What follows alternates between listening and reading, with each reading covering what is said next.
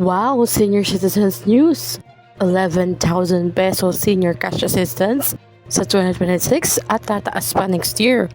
Saang LGU ito ating alamin. Magandang araw po sa ating manonood and welcome po muli dito sa ating channel na Just Infos and Updates. Alam niyo po bang mas malaking tulong pinansyal ang matatanggap ng mga senior citizens sa Mandaue City matapos aprobahan ng City Council sa ikatlo at pinal na pagbasa ang ordinansang nagtataas ng taunang cash assistance para sa mga nakatatanda.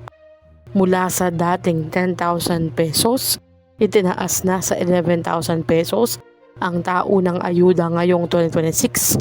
Nakapaloob din sa ordinansa ang karagdagang pagtaas sa 12,000 pesos simula sa susunod na taon. Tinatayang 30,000 rehistradong senior citizens sa lungsod ang inaasahang makinabang sa mas mataas na cash assistance.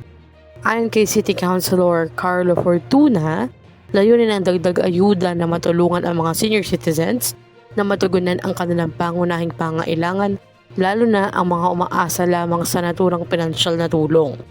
Sa ilalim ng bagong ordinance, nakatanggap na ang mga benepisyaryo ng unang 5,000 pesos noong April.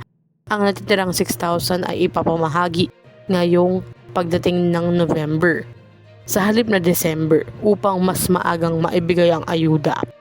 Dagdag pa ni City Councilor Fortuna, simula sa susunod na taon ay hatiin sa dalawang payout ang kabuuang 12,000 pesos na ayuda.